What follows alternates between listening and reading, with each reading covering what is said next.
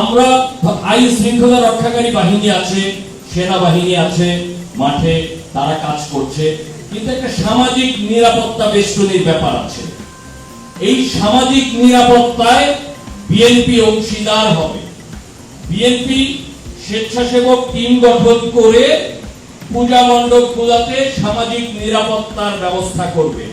এটাই হচ্ছে বিএনপির কাজ, যাতে কোনো মহল ধর্মকে নিয়ে, পূজা উৎসবকে নিয়ে কোনো অপরাজনীতি করার সুযোগ না পায়। এটাই হচ্ছে উদ্দেশ্য। কারণ শঙ্কা থাকে, সেই শঙ্কাকে আমরা মুক্ত করতে চাই। আমরা আমাদের দায়বদ্ধতা আছে। দায়বদ্ধতা কেন আছে?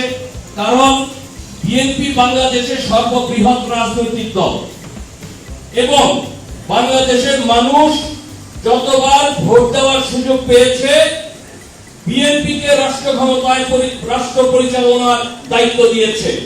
যেহেতু বাংলাদেশের মানুষ ভোট দেওয়ার সুযোগ পেলে বিএনপিকে ভোট দেয়, সেহেতু বিএনপির দায়বদ্ধতা আছে রাষ্ট্রের প্রতি, সমাজের প্রতি, প্রতিটি নাগরিকের প্রতি, মানুষের প্রতি, প্রতিটি ব্যবস্থার প্রতি।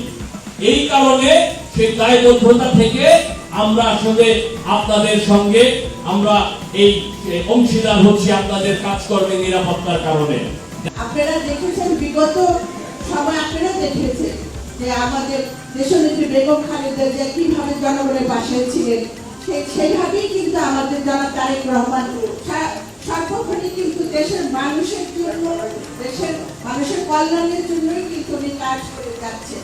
সেই কাজটা আপনারা নিজেরা প্রমাণ পাচ্ছেন। আপনারা বিগত সময় এইভাবে আপনারা নিজেরাই বলেছেন যে বিগত কখনো কিন্তু আমরা এইভাবে বসার সুযোগ পাইনি।